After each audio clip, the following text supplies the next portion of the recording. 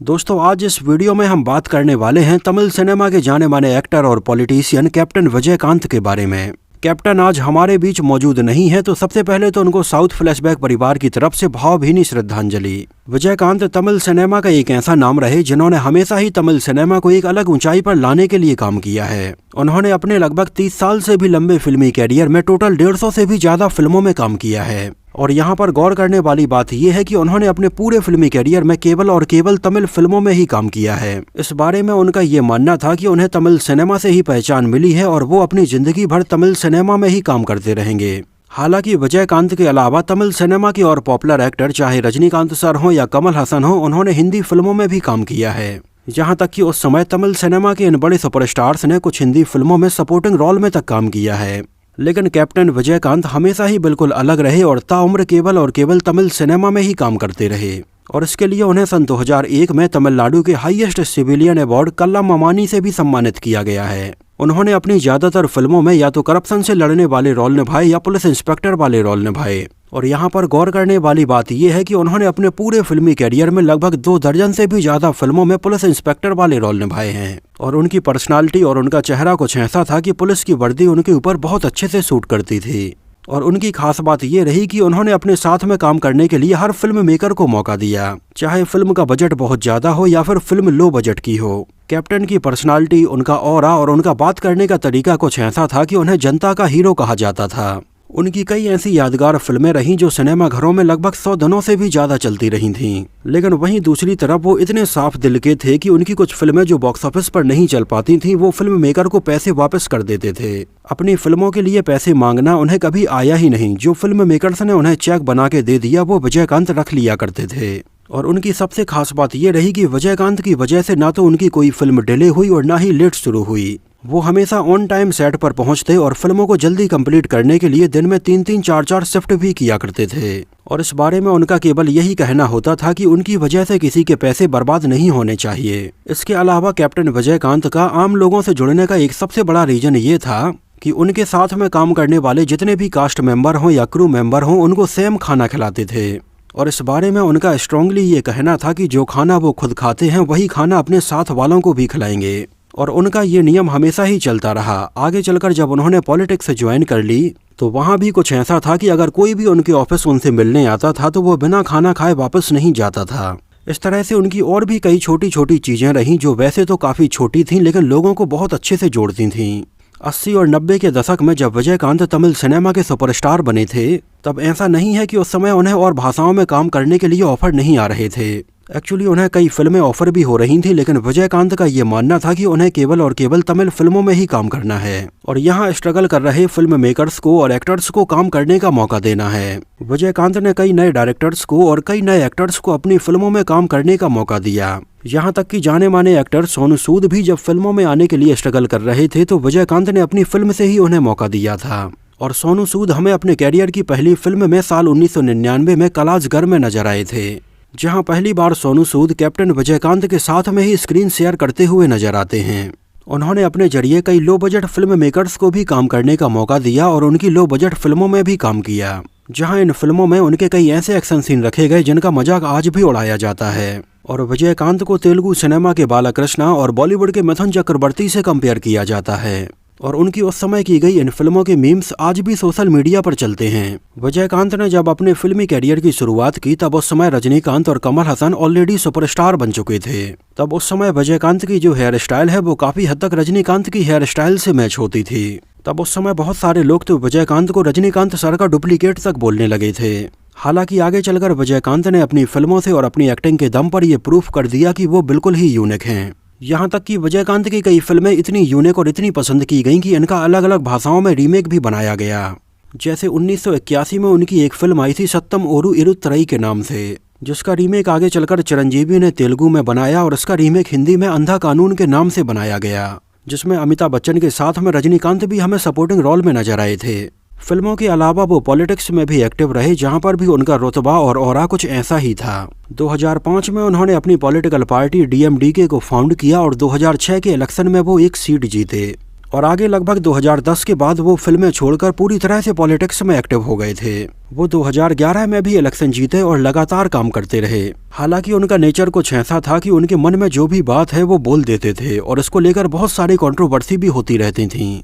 Tamil cinema में जब थालापथी विजय और सूर्या फिल्मों में आने के लिए स्ट्रगल कर रहे थे, तब उस समय विजयकांत ने इनको सपोर्ट करने के लिए इनकी फिल्मों में कैमियो रोल किया और ये फिल्में सुपरहिट हुई थीं। वैसे कैप्टन का जो असली नाम है वो विजयकांत नहीं है, उनका असली नाम है विजयराज अलगर स्वामी, जो नाम उनके माता पिता ने रखा था। और फिल्म लाइन में आने के बाद कैप्टन ने अपने नाम विजयराज में से राज को हटा के कांत जोड़ लिया था और तब से लेकर आज तक भी उन्हें विजयकांत के नाम से ही जाना जाता है। और उनके नाम के आगे कैप्टन कैसे लगा, इसके पीछे भी एक काफी इंटरेस्टिंग कहानी है। साल 1991 में विजयकांत ने अपने कैरियर की 100वीं फिल्म कैप्टन प्रभाकरन में काम किया था। उनकी ये 100वीं फिल्म सुपर डुपर हिट रही थी और कई महीनों तक सिनेमाघरों में लगातार चलती रही थी। और इसमें उनके द्वारा निभाया गया कैप्टन प्रभाकरन का कैरेक्टर भी बहुत ज्यादा पॉपुलर हुआ था और आगे चलकर उन्हें कैप्टन के नाम से ही बुलाया जाने लगा। उनका जन्म मदुरई में 25 अगस्त सन 1952 को हुआ था, जहां उनकी मां एक हाउसवाइफ थी और उनके पिता एक राइस की मिल चलाते थे। हालांकि स्टार्टिंग में विजयकांत के पिता ये चाहते थे कि वो पढ़ लिख कर एक गवर्नमेंट जॉब करें, लेकिन विजयकांत का मन बचपन से ही पढ़ाई में बिल्कुल भी नहीं था। उन्हें फिल्में देखना और दोस्तों के साथ घूमना फिरना बहुत ज्यादा पसंद था, यहाँ तक कि उस समय वो अपने स्कूल को और कॉलेज को बंक करके MGR साहब की फिल्में देखने के लिए जाते थे। और एक समय के बाद तो उनके पिता को ये सब देखकर काफी चिंता होने लगी और उन्होंने उनको अपने साथ में राइस की मिल में काम करने के लिए लगा लिया। और वहां पर विजयकांत ने अपने पिता के साथ में कुछ दिनों काम किया और उनके पिता ने ये नोटिस किया कि विजयकांत का जो वर्कर्स के साथ में रिलेशन है और कैप्टनशिप वाली क्वालिटी है, ये बहुत ही अच्छी है। और वहां पर ये क्वालिटी देखने के बाद उनके पिता को लगा कि ये आगे चलकर जरूर कुछ बड़ा करेगा। और उनके पिता ने उस समय उनसे बोला कि यहाँ काम करने की जरूरत नहीं है, जाओ और अपने सपनों को पूरा करो। और विजयकांत तुरंत मदुरई से चेन्नई गए, वहां पर उन्होंने अपना फोटो शूट करवाया और उनका स्ट्रगल शुरू हो गया। और उनके पीछे कोई भी फिल्मी बैकग्राउंड न होने की वजह से उनको काफी लंबा स्ट्रगल करना पड़ा। हालांकि उस समय सन 1978 में रजनीकांत सर के साथ में एन केलाविक्कू इन्ना बाथल नाम से एक फिल्म बन रही थी और इसके लिए विजयकांत को रजनीकांत के छोटे भाई के तौर पर साइन किया गया और इसके लिए उन्हें 100 रुपए देने का वादा किया गया। और उस समय विजयकांत अपने कैरियर की इस पहली फिल्म को लेकर बहुत ज्यादा एक्साइटेड थे, लेकिन उनकी ये खुशी ज्यादा लंबे समय तक नहीं चल पाई और जैसे ही फिल्म शुरू होने वाली थी तो अचानक ही उन्हें सीलोन मनोहर से रिप्लेस कर दिया गया। और उन्हें रीजन ये बताया गया कि फिल्म के डायरेक्टर उनकी स्क्रीन प्रेजेंस से खुश नहीं हैं। इसके बाद उनका और दूसरी फिल्में पाने का स्ट्रगल शुरू हो गया, लेकिन उनकी स्किन थोड़ी डार्क थी, इस वजह से बहुत सारी फिल्में उनके हाथ से निकल गईं। और उनके स्ट्रगल के दिनों में तो कई लोगों ने विजयकांत को ये कहा कि कभी अपनी शक्ल देखी है जो यहाँ पर हीरो बनने के लिए आ गए। तो अपने कैरियर के स्टार्टिंग में उन्हें ऐसी बहुत सारी चीजें झेलनी पड़ी थीं और काफी स्ट्रगल करने के बाद फाइनली उन्हें अपने कैरियर की पहली फिल्म मिली एनेक्कम इलामाई के नाम से, जहां उन्होंने अपनी पहली फिल्म में बतौर विलेन के तौर पर काम किया। लेकिन ये फिल्म बॉक्स ऑफिस पर नहीं चल पाई और बुरी तरह से फ्लॉप हुई। इसके बाद उनकी लाइन से 2 से 3 फिल्में और फ्लॉप हो गईं और फाइनली सन 1980 में आई उनकी फिल्म दुराद्धु इदी मुजग्गम काफी पॉपुलर हुई और ये उस समय एक हिट फिल्म रही थी। आगे चलकर विजयकांत ने साल 1982 में फिल्म ओम शक्ति में एक बार फिर से विलेन का रोल निभाया, लेकिन ये उनके कैरियर की ऐसी आखिरी फिल्म रही जहां पर उन्होंने विलेन का रोल निभाया। नहीं तो इसके बाद उन्होंने अपने कैरियर में ज्यादातर फिल्मों में या तो विजिलेंटी या पुलिस इंस्पेक्टर का ही रोल निभाया है। और इसके बाद विजयकांत ने अपने कैरियर में पीछे मुड़कर नहीं देखा, एक से बढ़कर एक सुपरहिट फिल्मों में काम किया। उस समय विजयकांत सर की ये फिल्में तमिल सिनेमा में सेंसेशन लेकर आती थीं। उन्होंने साल 1985 में तमिल सिनेमा की पहली 3D फिल्म अन्नाई भूमि में भी काम किया था। 1986 में आई उनकी फिल्म अम्मन कोविल कोझाकले बहुत ज्यादा पॉपुलर हुई थी और उन्हें बेस्ट एक्टर का फिल्म फेयर अवार्ड भी दिया गया था। 80 के दशक के आखिरी तक विजयकांत रजनीकांत और कमल हसन को भी टक्कर देने लगे थे और 90 के दशक में भी उनका जलवा ऐसे ही बरकरार रहा और इस समय आई उनकी ऐसी बहुत सारी फिल्में थीं जिनके ऊपर आज भी मीम बनाए जाते हैं। आगे चलकर साल 2010 में उन्होंने अपने कैरियर की पहली फिल्म विरुधागरी को डायरेक्ट किया, जिसमें वो खुद ही पुलिस इंस्पेक्टर बने हुए लीड एक्टर के तौर पर नजर आए थे। और लगभग इसके बाद से ही उन्होंने फिल्मों में काम करना पूरी तरह से बंद कर दिया था और विजयकांत को आज भी टॉप 20 तमिल एक्टर्स की लिस्ट में गिना जाता है।